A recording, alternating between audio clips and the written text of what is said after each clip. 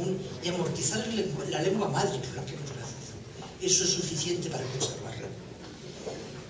Yo ya dije que iba a ser muy breve, he querido hacer esta pequeña reflexión que creo que mis antecesores ya han hecho hincapié en ella, y bueno, tengo la esperanza de que si las cosas poco a poco se puedan enderezar, sepamos inculcar a las nuevas generaciones el placer de escribir.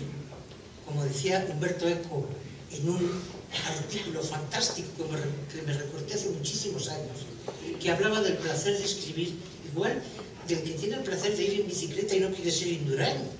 Es decir, no hay que decir, yo es que voy a ser Premio Planeta, ¿no? El placer de escribir, de reflexionar, de vaciarse, de llenarse, de especular.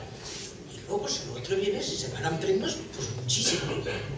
Pero el desastre de las humanidades y de los sistemas que últimamente estamos viendo, pues sí, pues un cambio de civilización, y los jóvenes tienen derecho a vivir su tiempo, desde luego. Pero que ese tiempo no se construya sobre las cenizas de legados que para mí son de oro. Muchas gracias.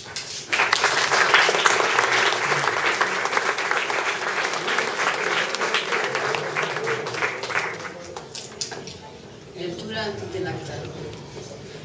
Premio Vicente Blasco Ibáñez de Narrativa en Castellano, con una dotación de 12.000 euros.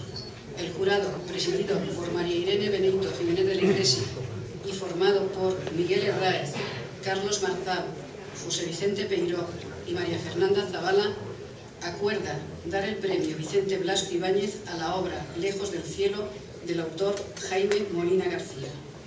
El vicealcalde y primer teniente de alcalde Alfonso Grau a la entrega del premio.